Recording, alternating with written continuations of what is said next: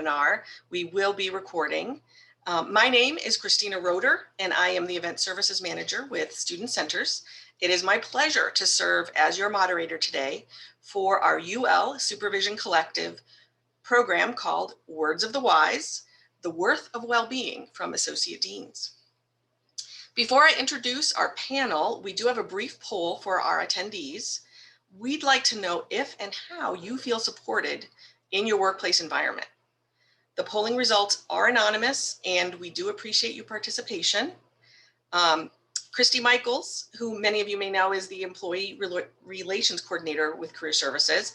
She's also our Zoom webinar guru, and she has launched the poll. So you should all see that on your screens as I introduce our panelists.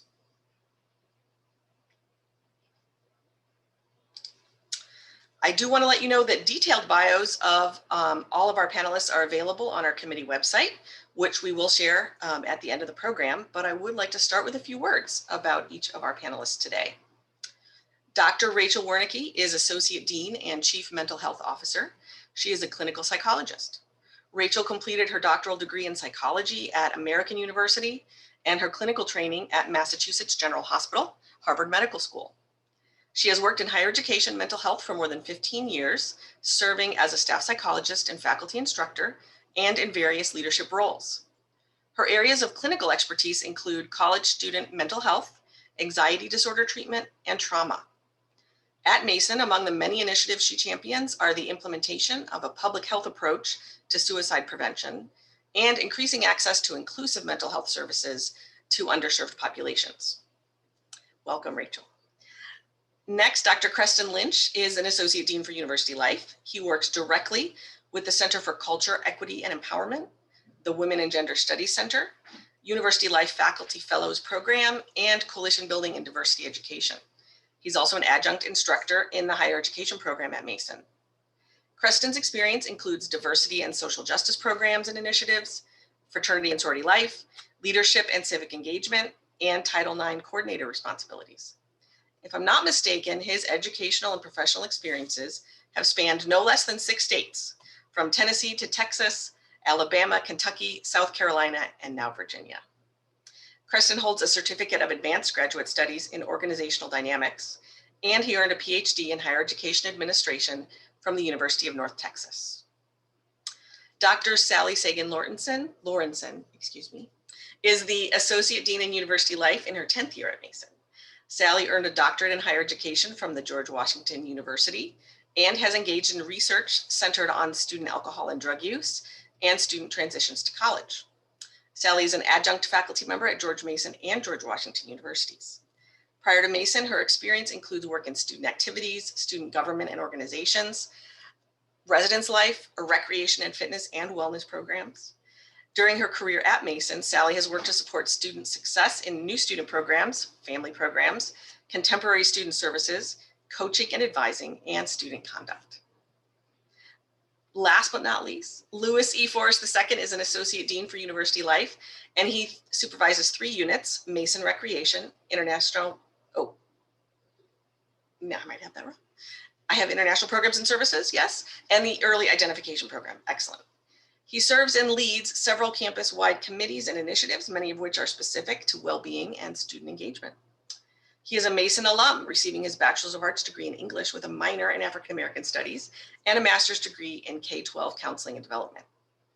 I think Louis was maybe a little too humble in his bio, and it's worth mentioning that he was recognized by the College of Education and Human Development for outstanding achievement and academic excellence. And he also served as a professional school counselor in Prince William County Public Schools. Excellent. I think we're ready to get started with our questions. We did solicit questions from those in our audience during registration, so we are going to start with that. But first, if you do have, as an attendee, any technical questions or are experiencing technical difficulties, please type those inquiries into the chat. And if you have questions for our panelists to answer, please type those anytime into the Q&A, and we'll collect them from the audience, and we'll have an audience Q&A time at the end of the program. We'll also be sharing these questions in the chat so that you can follow along. Excellent. So our first question goes to Sally. As many of us cope with the changes to our work routines due to the COVID-19 pandemic, and we're managing competing priorities, how do you balance work and life while working from home? Thanks, Christina, for the wonderful introductions and for the question to start us off. So I think, every person is going to experience different pressures in being present at home while also being present at work. And those things have obviously collided in this time of COVID-19. But I think a lot about how to best integrate. I think that the term work-life balance is elusive. It's something that's been thrown out there a lot, but doesn't necessarily ring true for everyone. And so one of the things I really work to do is to figure out how to both have separate spaces that I can hold for each of those things, but also to realize that there's really value in an integrated approach. So, right behind me is virtual kindergarten going on, right? And the reality is that some days that's really easy and some days that's terribly challenging. We'll see what today's webinar moments bring. And I've had to figure out how to, live in that moment, right? And find many of the joys in being able to be present with my family while also being present at work. And a lot of that has also taken, reshuffling the schedule. I have two small children, a 6-year-old and a 3-year-old, and really have needed to figure out how to orient my work where there is a level of flexibility, certainly, but not in all ways, with that, balance of having a family and doing a lot of planning. Anybody who knows me knows I'm very structured and have a plan for everything. And so, there are certain pieces of our life that have had to become more planful in that in order to be able to really balance and make that integration. I also think, one of the wonderful things has been really also pressing ourselves to have a little bit of grace. There are a lot of things that I want to be perfect. And anybody who's worked with me will know what that looks like. But I've needed to say there are things in this moment from both a work and a home perspective that it's okay to not have be perfect. And actually, it's probably okay when we're not in COVID-19 for those things to not be perfect too. And so I think that's been a really great learning lesson during this time. And then really just trying to figure out the places where I can find the most joy in all of this.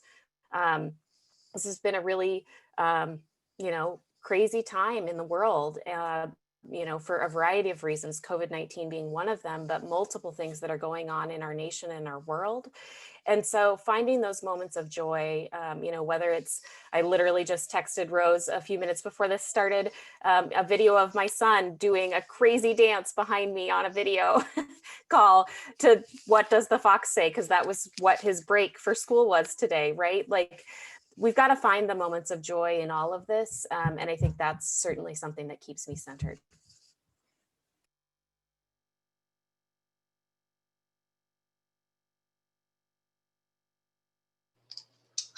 I did it. I forgot to unmute. Thank you, Sally. Grace is definitely a word that I have used in my vocabulary, and grace with myself, grace with my colleagues, grace with others, and I'm going to add joy to that as well. And I think we have some thoughts from Kristen as well on this question. Yeah, happy to share. I think that, for me, I'm single. I'm not partnered. I live alone in a 1-bedroom apartment, and so managing work life looks different for me, and it takes a different level, not necessarily a higher or a lower, but definitely a different level of intentionality to maintain competing priorities as it relates to work-life balance, right? And so for me, while, especially in quarantine, to some degree, and in what I have described in a lot of ways, isolation, it's easy for me to occupy my time with work. But for me, I'm very intentional around, maintaining at home, maintaining workspaces, maintaining like relaxed spaces. So for me, like my kitchen table, maybe sometimes my kitchen island, that's workspace.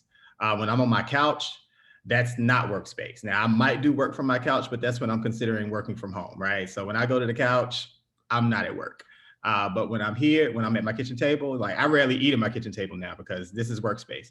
And so maintaining those types of that psychologically helps me. And it's also important that we're intentional about maintaining connection and whatever that looks like, and as safely as we can in person with those who might be considered in our close bubble, as well as for me, my family is far away. And so I take advantage of the opportunity to, maybe WhatsApp or video chat with my mom throughout the day in ways in which I may not necessarily do if I were on campus and working on site all the time.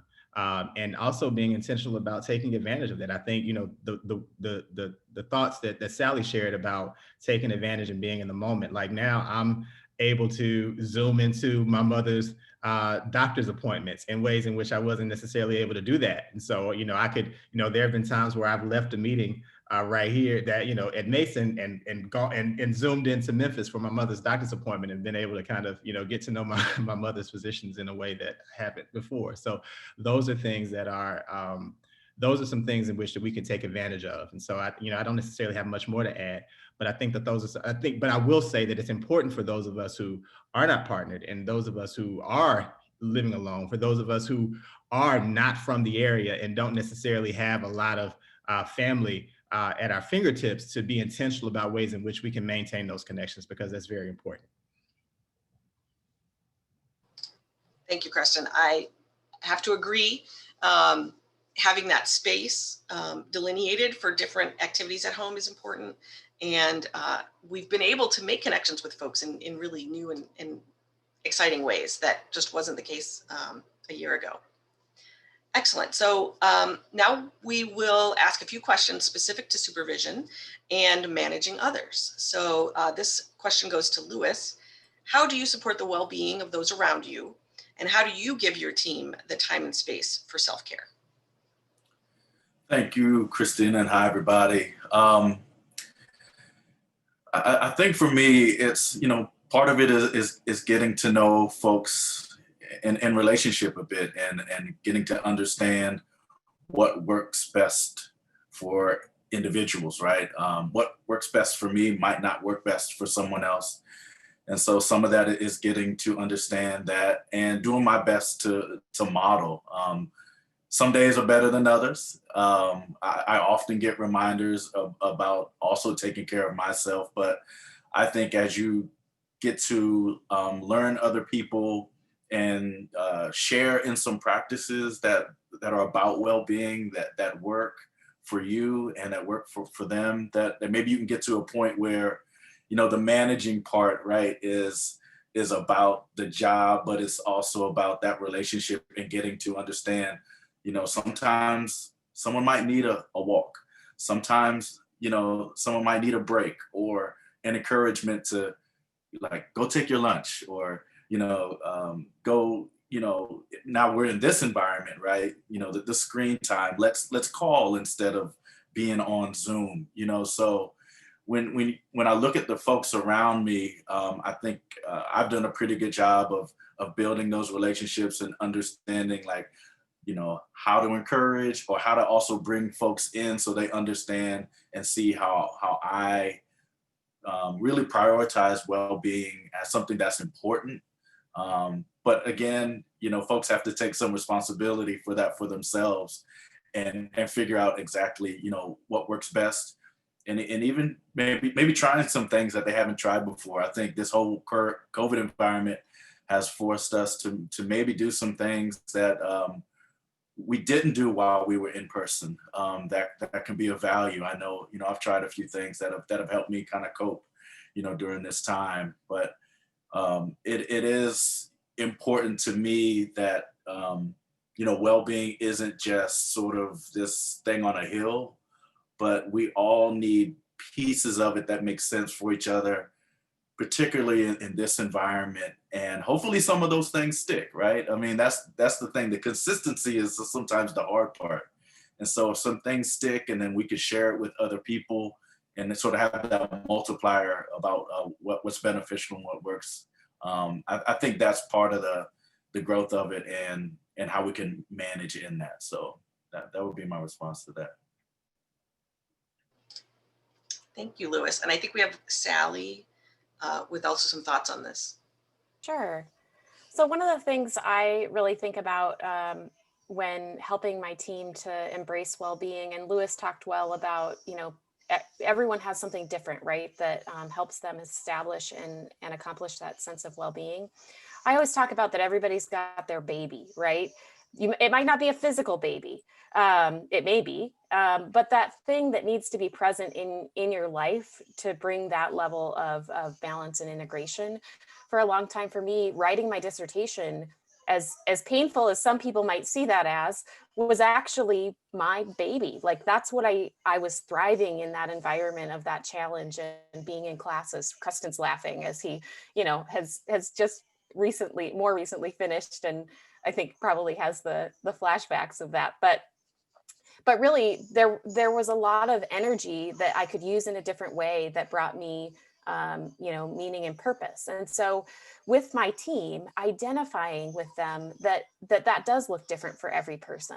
And so while someone might see their well-being really being bolstered by getting to take a couple hours off to volunteer in their kid's classroom or go to their soccer game, someone else might find that well-being through going to a concert or getting to take a trip to Broadway, or just the daily walk that Lewis was talking about, or whatever it might be. And so really thinking about how do we help empower people to find that, and then support that in the midst of the environment that we work in, and how can you bring that both into the space that you're in currently, but also how can you take that out of that space and bring it home with you as well, which are the same place right now, but aren't always.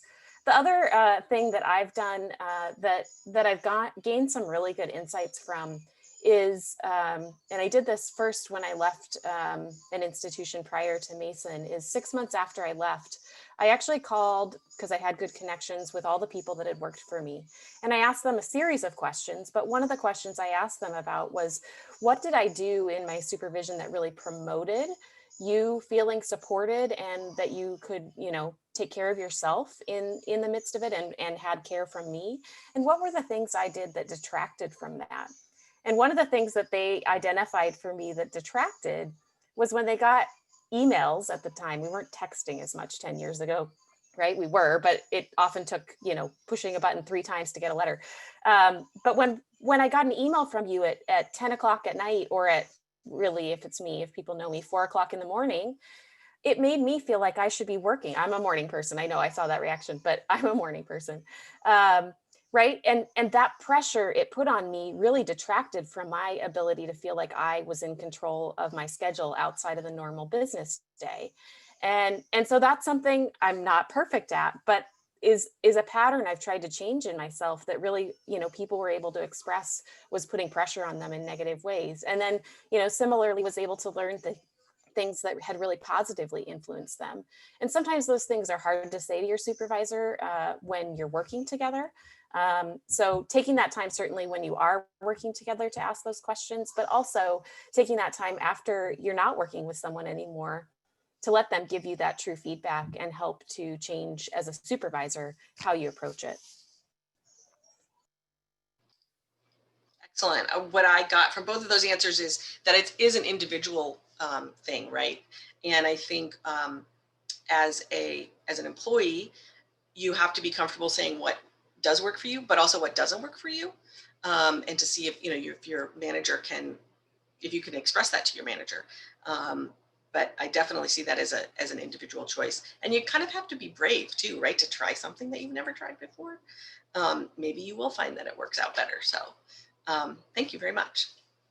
We're going to stay on the topic of managing others and go to Rachel. Thank you for being so patient as we go through the panel. How would you advise supervisors and managers who work with employees who say they don't need a break or a vacation or a day off? Thank you. And hello, everybody. And I love this question. I've certainly encountered it over time.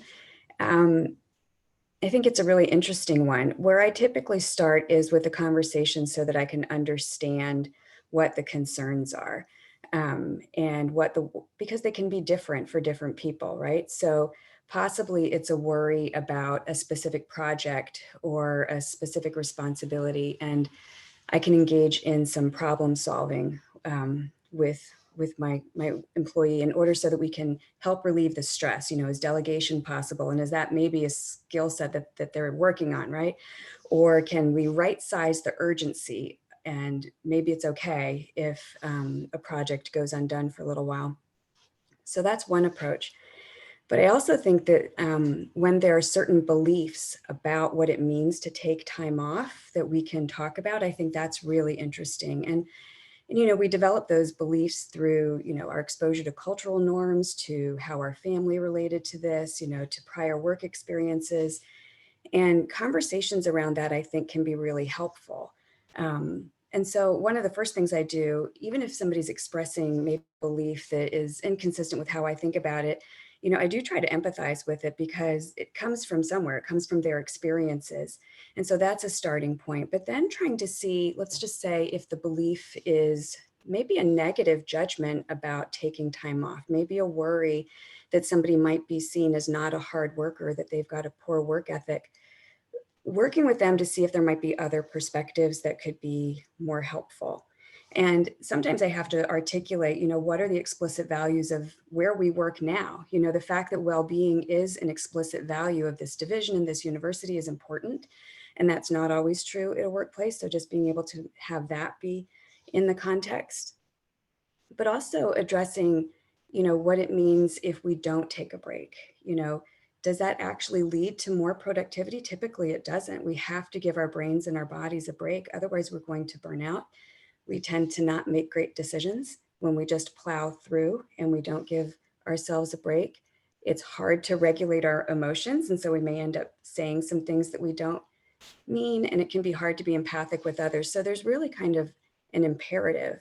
And so when we start to frame it that way, that it's really necessary and not something that we can push off, it sounds a little bit different. If I'm working with a leader, then we talk about the importance of modeling taking breaks and taking vacations, because you know, the folks we work with do take signals from what we do. And we might say that taking a vacation is important, but if we don't, then folks might think, well, maybe it's actually not okay. So it's really important for us to model the kinds of well-being practices that we hope that our folks will adopt. And at times I've had to talk about the ethical imperative of taking breaks and taking a vacation when we are responsible for making decisions that affect others, when we're responsible for the care of others. We really have a responsibility to keep in good shape physically and emotionally. And that means we have to take breaks. So I enjoy these conversations because oftentimes it can be a little bit eye-opening for folks who haven't thought that way before. But yeah, so it's a really interesting question. So I'm so glad it was asked. I love that you mentioned the culture, right? Organizational culture, your personal culture, maybe the culture you grew up in. And that's definitely something that can inform how different people feel about that. And I think we're going to go to Lewis as well for some additional feedback on this question. Yeah, I would just add that, you know, to be transparent, this is an area that I struggle a bit in, is to making sure I create that space for myself. And so, but when I am engaging with others that I work with, part of the conversation is, so as Rachel alluded to, so what is the cost of not taking a break? You have to measure that cost to yourself, you know, to your team, to, you know, others, you know, when you look at, you know, deciding to plow through, right? And, you know, sometimes there's a culture in higher ed to plow through, and, you know, we don't need a break. But for all the reasons that have been mentioned, we do need a break. And, you know, oftentimes we can't afford not to take a break. You know, if we continue the behavior, if we continue to grind, there are consequences down the road that we can't even see. And so, you know, we have to be mindful of that. And sometimes the outcome is not what folks really think it's going to be. And so it's that perception piece. Sometimes people think, well, if I take a day off, I'll never get the stuff done. And as my mom always says, that work is going to be there tomorrow, you know, so go ahead and take care of yourself and kind of brush yourself off and get back, to the work. We're all busy and there's always things to do. And there's times where we do need to say, I need a break so that I can dive in the right way mentally, and emotionally to get those things taken care of. So it's a decision point, and it's hard. And these conversations are good to have. And it's not the same for everyone. Some it's easier for others, but I think having conversations gets us to the point where maybe for some where it's a little bit harder, it becomes less difficult. Thank you, Lewis, for that candid answer. You can never go wrong with mom's advice, right? Yeah. I did want to remind everyone, we have 70 attendees today, so I'm really excited about that. Just to remind everyone to use the Q&A box if the audience has any questions, and we will have time at the end to address those questions. In the meantime, we have some prepared questions that were submitted when folks registered, and we will be posting those in the chat. So if you have to step away or happen to come back, the topic we're talking about will be in the chat. So now we are going to talk about in terms of managing ourselves. We've had almost a year now since the start of the COVID-19 pandemic, and many of us have been directly or indirectly impacted by the disease, not to mention racial injustice and social unrest that Sally alluded to earlier that has recently reached a peak in our country. These have all contributed to anxiety and stress, in addition to the rapid change and adjustment to working from home. And we're going to come back to Rachel on this. In this environment, how do you demonstrate well-being, and how do you prioritize well-being while others might see it as a luxury? Okay, great. Thank you for that question. I think I'll take it in parts. Just thinking about what do I do to demonstrate well-being. And in the last year, right, it has been interesting. Part of this question makes me think to Sally's original answer around just, being transparent about what the challenges are. So I think that there is something to just being able to be honest about what the challenges are so that folks can have realistic expectations of what we're able to do. I also think that when we are transparent about what we are working with and about, the fullness of our lives, I think it shares, it shows that we are human. And I think that that's important, and that by itself is a well-being practice, as opposed to, putting myself out there as somebody who doesn't have struggles or challenges. And then that can set up folks for some unrealistic expectations. One of the things that I've thought a lot about in terms of demonstrating well-being is articulating my own boundaries, particularly around time, and respecting my own boundaries around time. And so that requires a little bit of discipline. One of the things that I super appreciate is when we've got space in between meetings. And so when I'm running a meeting, I really try to make sure that there's like a little bit of breathing room, right? Because we all need that. So that's just one example. And then in terms of demonstrating well-being, connecting with other people. I mean, a lot of what's happening right now, with all of the things that you've mentioned with the pandemic and with the racial injustice that we've been witnessing at a heightened level in the last year, we have to be able to connect with people where we feel safe and we feel a sense of belonging, and who can help us not feel quite so isolated in these times. In terms of prioritizing it when others might see it as a luxury, I think that's really interesting. And like Lewis, I've had to work on this over many years, being somebody who can be hyper responsible and a little bit over functioning. I've had to really work on this. But I remember that I'm a better partner, I'm a better parent, I'm a better employee, I'm a better leader, I'm a better all versions of myself when I prioritize well-being. So I just think about why it's important.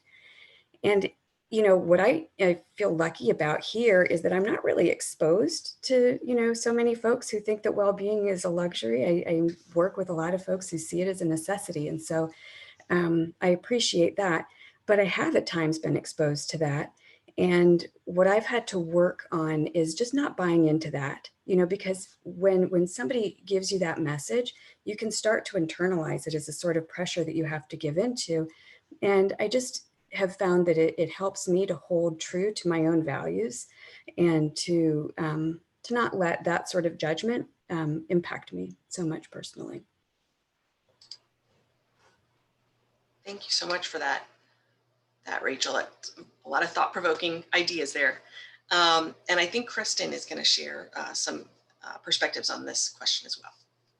Yeah, just briefly, I think Rachel did an excellent job in summarizing and discussing this. I would say, you know, and some of this may sound a little bit repetitive, but I think just to reiterate the idea of boundaries, I think it's important that you set boundaries and also respect boundaries for yourself. So if anyone is looking to schedule a meeting with me, you'll find that from 12 to 12:30 is blocked off.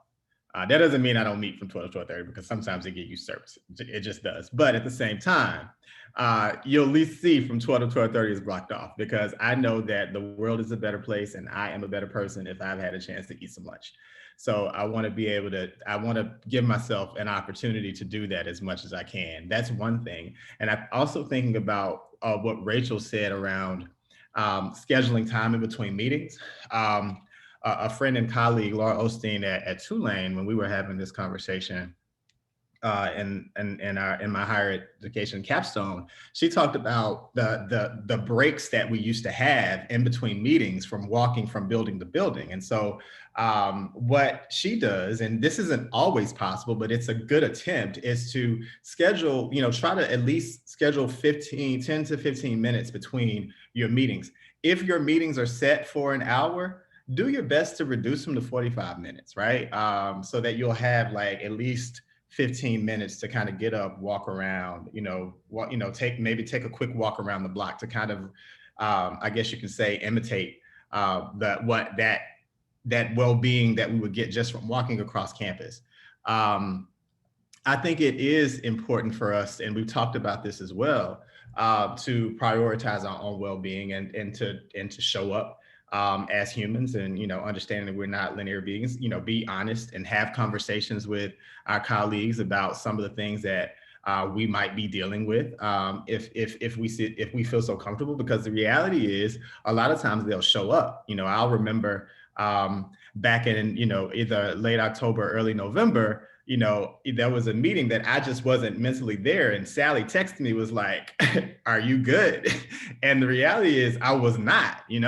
And so it's important for us to be honest with ourselves, and when appropriate, be honest with others, to let people know that, hey, this isn't the only thing that's going on with me. There's some, I have a whole nother life, other things, other challenges that I might be dealing with. So it's important for us to kind of make sure that we do that. And it's important for us to model that well-being. I can remember, we have tendencies, I know, as at the associate dean level, we have tendencies, and we don't always do it well, because we'll take vacation, but then we will Zoom into a meeting from vacation.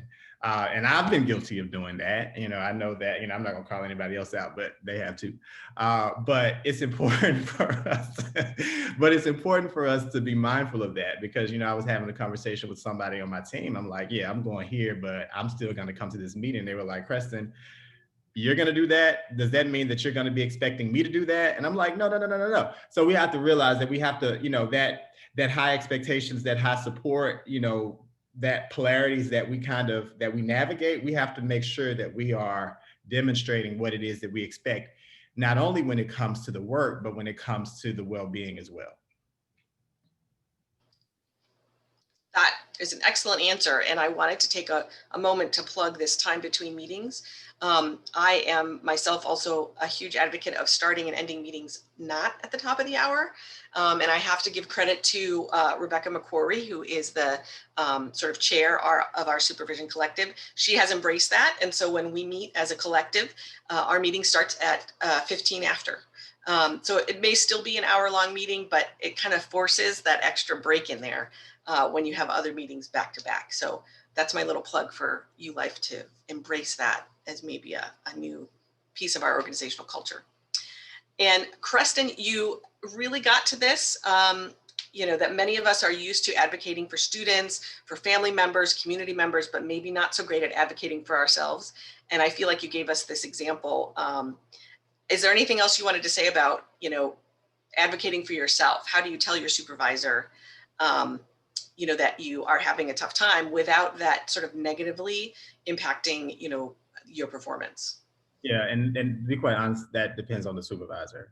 There are some instances where we are extremely comfortable saying, "Hey, look, I'm overwhelmed." I know that there are folks on my team that don't have a problem telling me that, and I don't hear it from everyone on my team, so I have to assume that there are folks on my team that aren't comfortable telling me that, and so if you are uncomfortable using those words, I think that there are other strategic and diplomatic ways in which you can approach the conversation.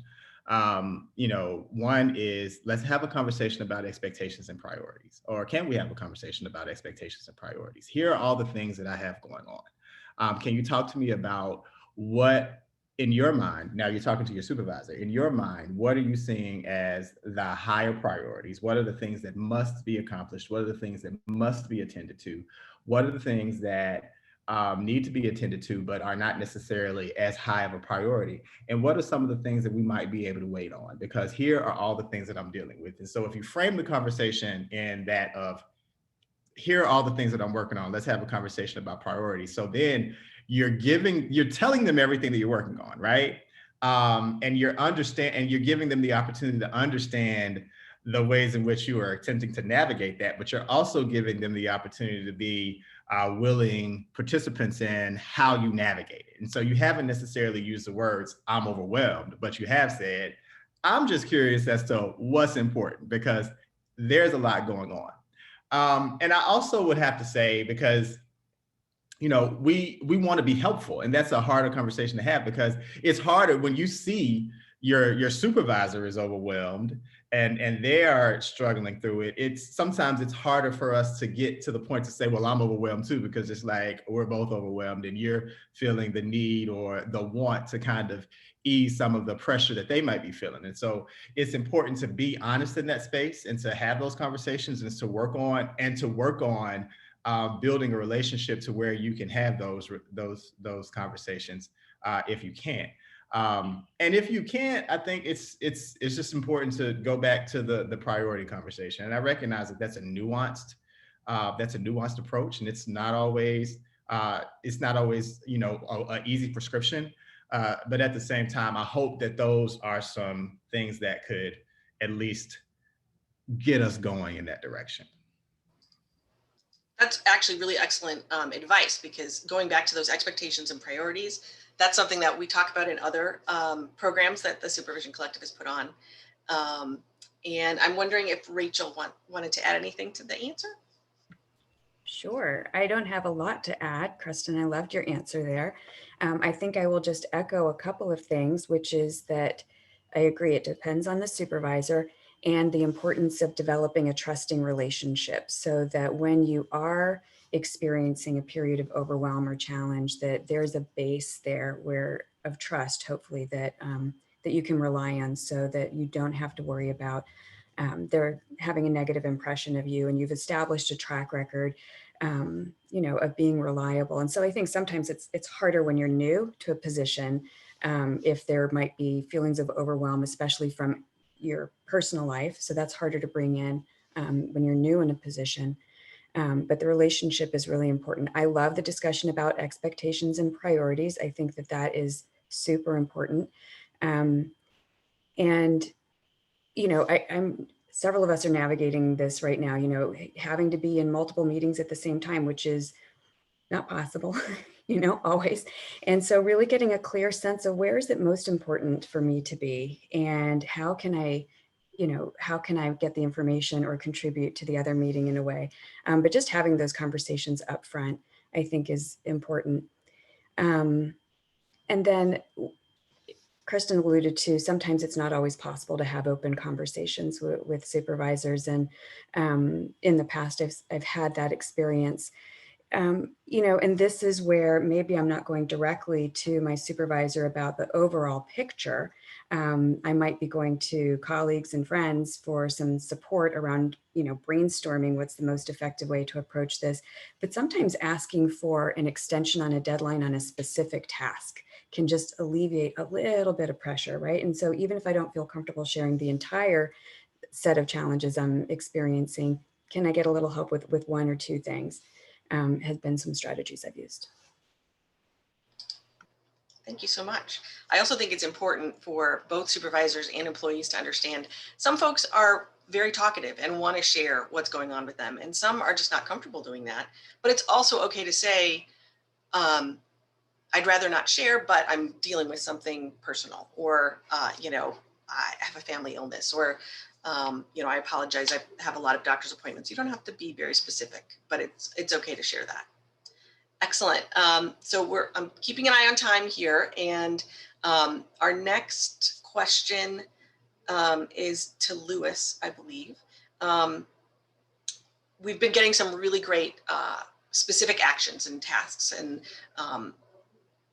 things that we can actually do. So what are your suggestions, Lewis, for promoting well-being as part of managing up, right? Managing our managers. Another good question. I think, you know, folks have touched on, you know, some of the pieces. And I guess I'll start with, you know, what's been mentioned. It's not the same for everyone. We have different relationships with folks that, you know, that we report to. And so for some folks, it's going to be easier than others. So the relationship is key.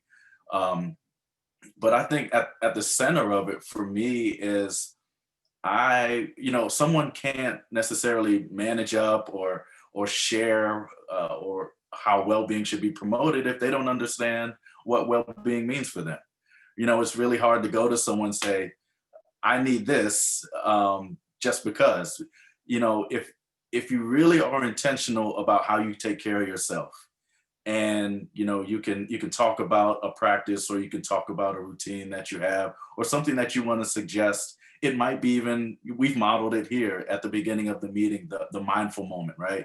Things like that you can make suggestions around, that might stick, you know, because, you know, there is a business case for having well-being be a part of our processes, right? Whether it's a meeting, whether it's a large staff meeting or a one-on-one meeting, you know, you can Google, or you can look on some of Mason's websites. There are resources, articles, research around the business case for well-being, as far as retention, as far as engagement. Those things are real. And so it may take some courage to introduce some of those things. It may take a lot of courage to try those things. So sort of independent of managing up, if you embrace those things and you try some of them, and you can even talk about with your team, well, this well-being moment really helped my team get to this solution, right? Provide examples, illustrate how you've been courageous in trying some of these things, and what the outcomes have been. And our division has been, you know, pretty good about doing different things that are related to well-being, and folks have appreciated them.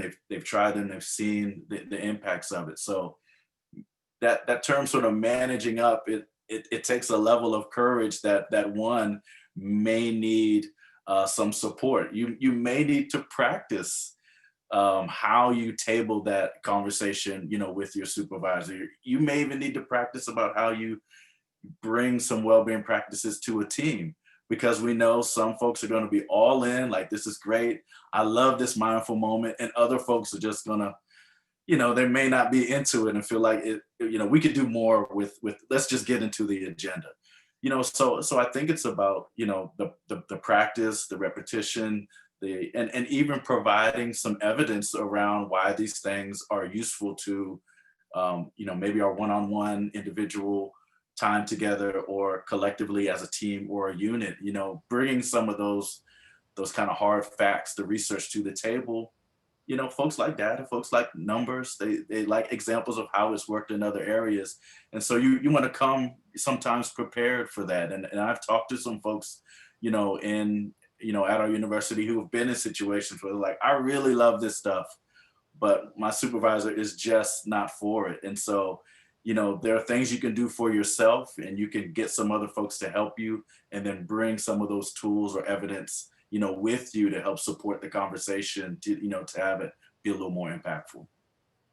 And I would mention at this point that the Supervision Collective has put together a resource guide with the help of Lewis Forrest and Nance Lucas that we will share at the end of the program. Sally, did you have anything you wanted to add to that quickly? Lewis has done a great job on that. Something I would think about too, I think about managing up, not just for yourself, but also for your team, right? And so one of the things that I've really focused on, because, especially in this environment, but even before this, a lot of new things come at us all the time, right? That can take away from our routine or take away from our well-being. And really advocating with my supervisor for my team as well as myself, I think, and being really transparent about, okay, so we want to build this big new thing over here. That's what you're giving me direction that we need to do. We need to think about what the impact is going to be on all of the rest of the work, that we can't continue to sustain this in the same way and have people still feel supported and be supported. And so not saying, no, we're not going to do that because it's going to impact well-being, but rather being able to say, yes, and we need to think about and change the expectation of this. For example, if you're on the orientation team, right, when we're not in COVID-19, working 17-hour days for 7 straight weeks. Yeah, that team needs to be able to take a week off after that happens, even if it's right before we open, right? Like, because we've amplified that to a level that's really critical. Finding those opportunities to say yes, and here's how we need to change, I think has been really important. And then also our supervisors, our managers, are people too. So remembering to ask how they're doing, how they're supporting their well-being. I'll say that I've had truthful conversations with my supervisor where I've said, are you okay? The same way I text Creston, right? Like, are you okay? Because this is, I want to make sure you are feeling supported too. And remembering that just because someone is your boss doesn't mean that they're not a human in all of this and also need that same level of support and encouragement to embrace their own well-being. Advocate and encourage. I feel like that's what I'm hearing from your answer. Thank you so much for that, Sally. So we're coming full circle now from managing ourselves to managing others, managing up. And now we want to talk about managing out into the Mason community. And we'll go to Creston with this question. As a community, what do you think we could do or not do that would help increase the well-being of those around us? Yeah, I think we've touched on a lot of that. So I'm going to be brief, and also I'm looking at the time, and we're a little bit behind. So I'm going to move through this quickly. I think just reiterating what Sally mentioned is understanding that and I've said it before too, that we're not linear beings, and it's okay to ask questions. I think it's important for us to give one another grace, right? If you're working on something with working on a project with someone and a deadline needs to be extended, let's say, oh yeah, let's work through this, let's see if we can extend it. Rachel and I have had those conversations over some things that we've been working on, because sometimes we have every intention of getting something done, but life gets in the way, especially now. It's also important for us to be able to take advantage of, for us to take advantage and be present with one another in this virtual environment. So when we're starting a meeting, we don't necessarily have to jump right to it. We can ask the question, how are you doing? We didn't do that well when we were meeting in person. I remember when we would come to meetings and everybody would be on their laptops, and I'm like, hi, anybody want to just say, hey, like, are we here? So like, we're starting, developing habits around like, hey, how are you doing? How are things going? It's okay to spend the first 5 minutes of a meeting to just like learn about what people are doing, learn that, this colleague is trying to rewire their house as it relates to cable TV and cable boxes and things of that nature. Know that, someone else is remodeling their basement. Understand that somebody is having a backyard party in celebration of their mother's 80th birthday. These are all things that we probably wouldn't be knowing about our colleagues if we aren't intentionally asking those questions, right? And so it's important for us to create that level of community, to use this opportunity to create that level of community. And it's also important for us to remember those habits and retain those habits when we are connecting face to face in person. As we are able to, overcome this pandemic. And talk about, I saw a question about Netflix. I'm like all about the Netflix binges, right? Let's have, I've gotten some really good ideas. Like, list your favorite Netflix show right now, because I might have some opportunities to watch it, right? In my own well-being. There's nothing wrong with the well-being, nothing wrong with the Netflix binge. But also meeting the moment, understanding where we are. Last Wednesday, I was in a meeting with my direct reports centered around like budget, with some of my direct reports centered around budgeting, and all of a sudden the Capitol was being overtook. And so we can't talk about this right now, like literally with what's on the television. So like, are we expected to conduct business as usual when these things are going on?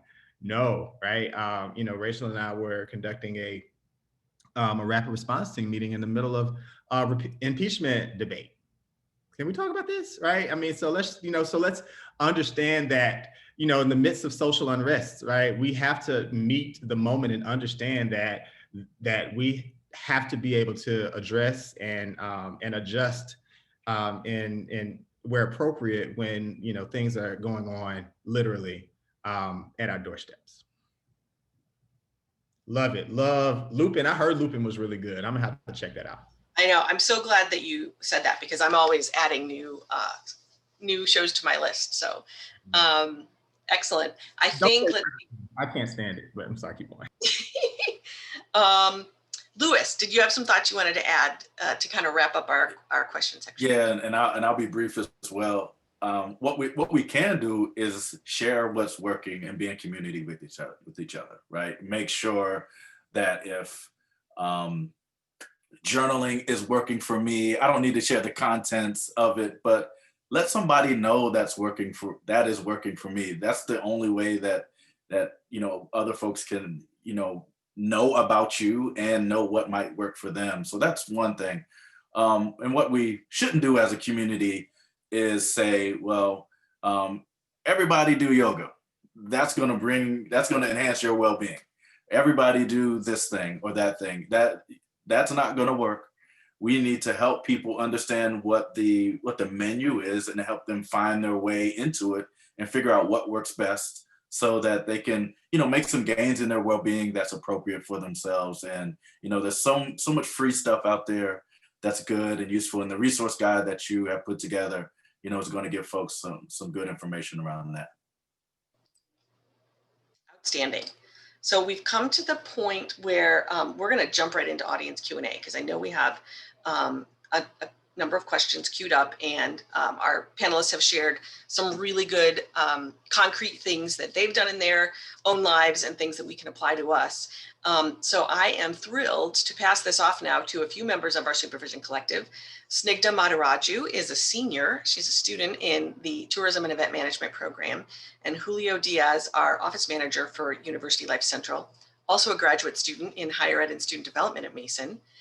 I'm gonna say, take it away, Julio and Snigdha. Thank you, Christina. To start out, and anyone can jump in and answer this, we've heard you all talk about expectations and priorities.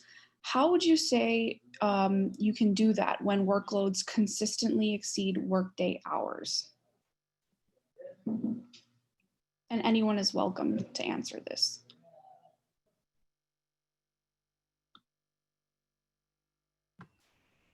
I can jump in, I guess, and hopefully my colleagues can add in. I think that in that case, it's important to just be transparent about the challenge and about what's possible, and when you're meeting with your supervisor, just, you're talking about where you are in terms of your workload, but I think it's important to talk about what you've been able to get to and where you might need some help. I'll stop there because my colleagues might have some other thoughts.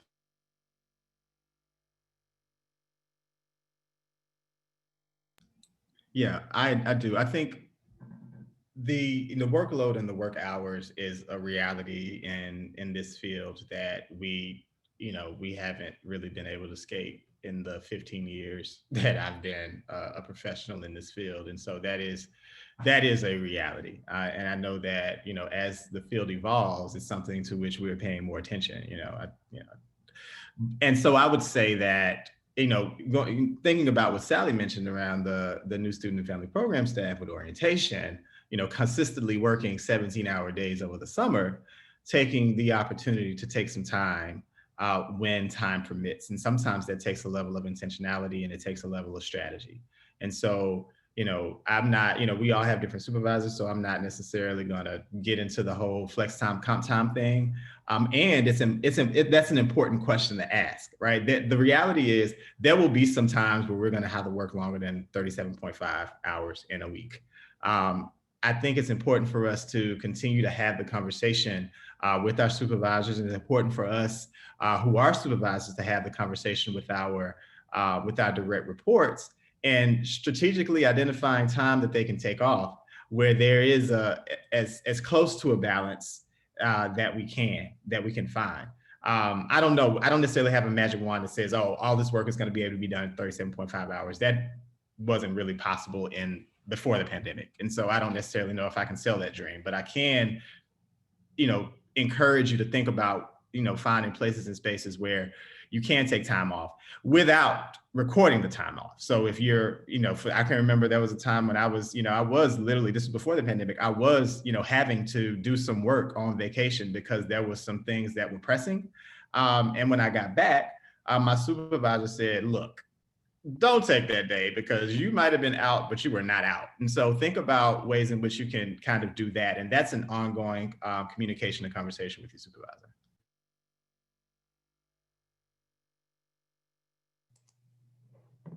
Yeah, thank you, Kristen, for that. Let's ask the next question that was from one of our participants. How would you recommend forming relationships with your team in this environment if you are new to Mason?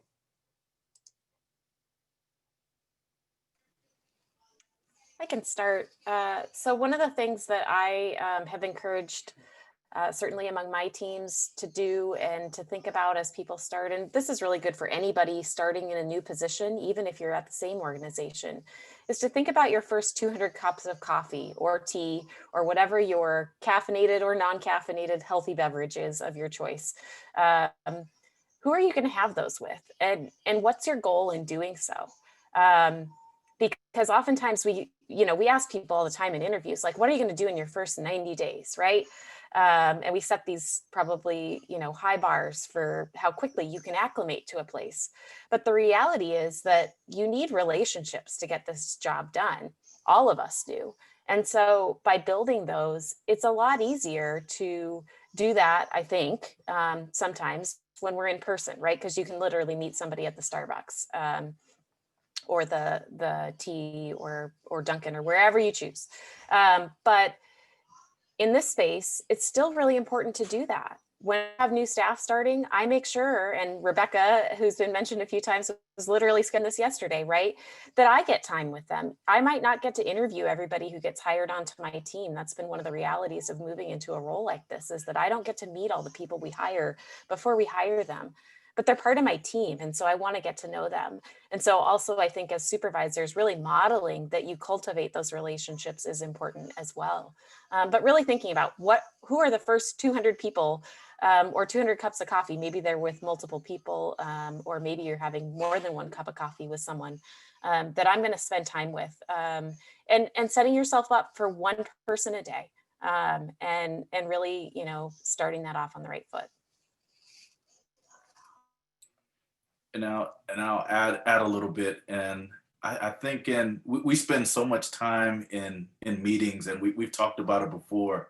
It might just be an intentional piece at the beginning of a meeting to, as Kristen alluded to earlier, have a casual check-in, right? Like, how are folks doing?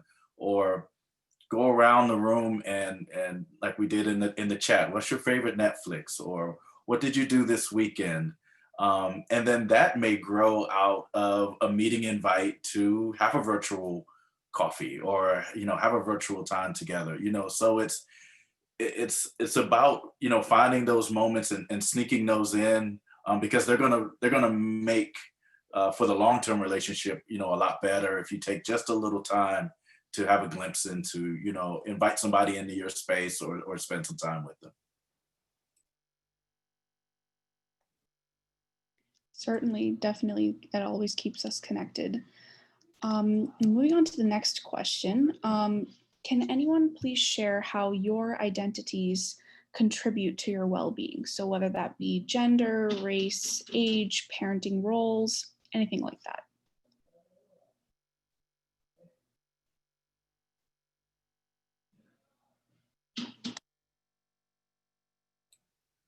I'll jump in.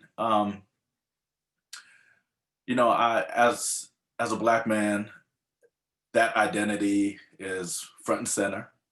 And I know that it's important for me that how I show up every day, whether it's in an in-person space or virtual space.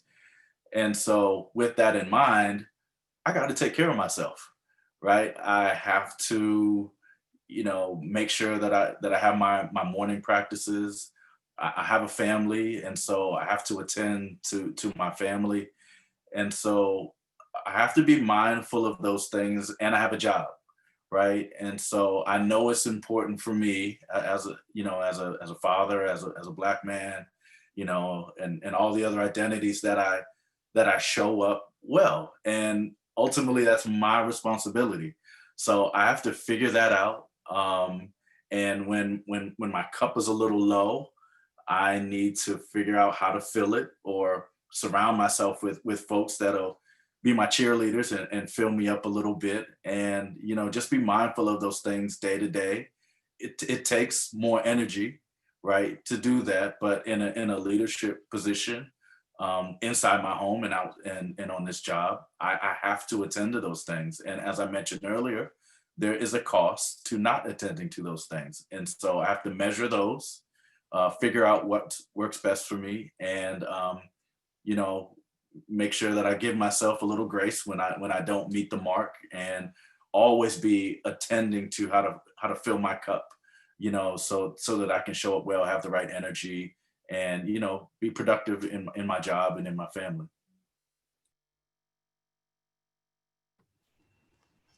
I can add just one or two things. I think thinking about a different aspect of identity around age,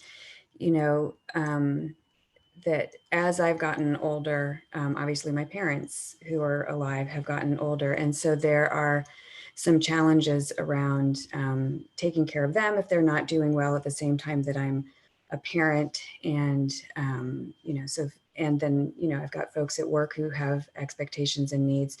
And so really thinking about the fact that despite the fact that I am kind of surrounded by folks who need many things, that I still have to carve out time to take care of myself and to make sure that I am minding my boundaries and not feeling bad all the time about minding my boundaries, right? And the other thing, and this is, something I'm coming to terms with, is I've been a runner for many years, and as I've gotten older, that's just not as easy. And I have to kind of come to terms with the fact that that's just true. And there are other ways, that I can also get good exercise in order to keep myself well. So just thinking about those aspects.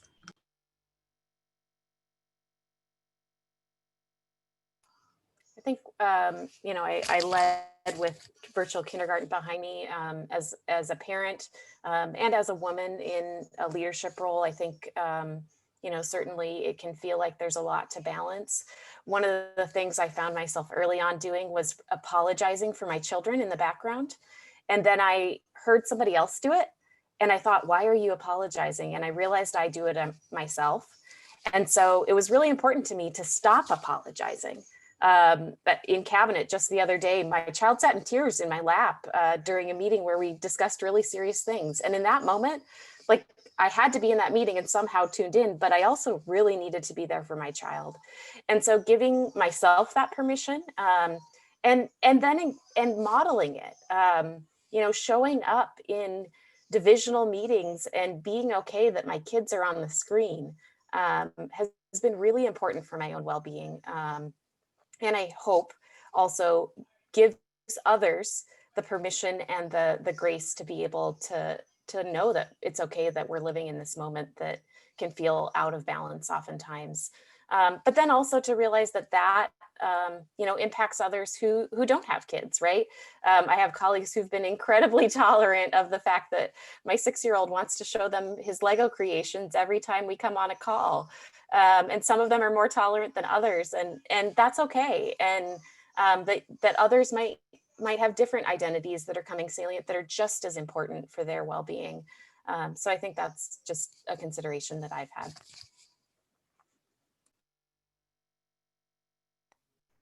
Yeah, thank you so much. I really commend you for being able to bring yourself to do that. Definitely. But thank you to everyone who submitted all those wonderful questions. This brings us to the close of our Q&A session, but I'm going to pass it back over to Christina for the closing remarks. Thank you, Snigdha and Julio, for getting us through that. Really good live questions from our session today.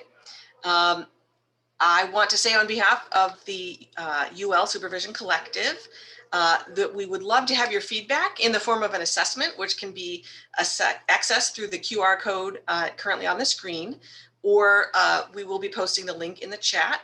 We really hope you've enjoyed the program. And I do want to also say thank you to the panelists. Thank you to the attendees. And I would absolutely be remiss if I didn't thank other members of our Supervision Collective, including Kelly Reed from Student Centers, who helped with our graphics, Rebecca McQuarrie with New Student and Family Programs for being our fearless leader, and David Gaskins from Mason Rec for being our lead cheerleader and encourager in chief, as I would like to say. Do keep an eye on the email, on your email for a follow-up. And we will include that resource guide that we talked about.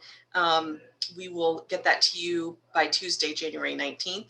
We are currently looking for the link to the assessment. So that might be delayed by just a couple moments, but we will be posting that in the chat. And don't forget, Monday, this weekend is a long weekend. Monday is Martin Luther King Jr. Day, and it is a university holiday. And just from me to everyone on this webinar, I invite all of you to enhance your own personal well-being on Monday as a day of service, and consider giving of yourself in whatever way that you can and that you're comfortable with. We will conclude with a little video about our Supervision Collective. And again, we thank you for your time filling out that assessment, and we hope to see everyone at our next program.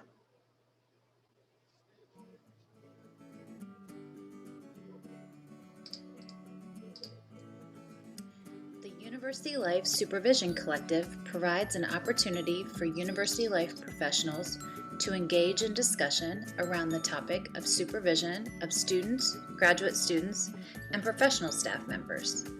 The vision for these gatherings is to create a community environment which provides peer-to-peer support and development of each professional's personal approach to supervision. For this vision to succeed, current and future supervisors at all levels need to feel welcome to come together to learn from each other through listening and sharing of ideas, experiences, and dialogue.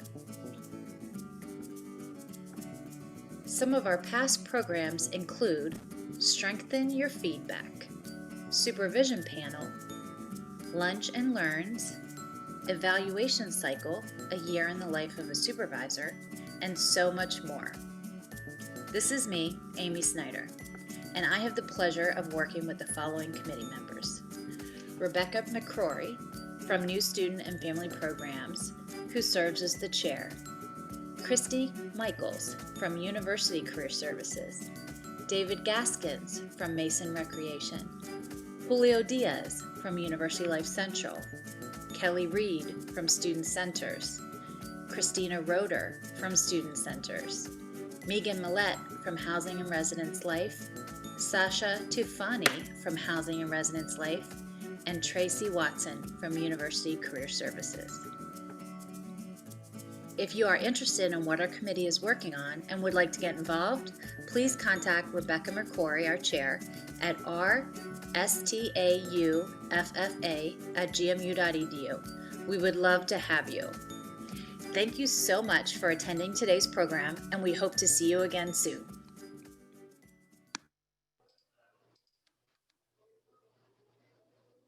Thanks again to everyone for attending. That concludes our session at exactly 12 noon. And again, we hope to see you again soon.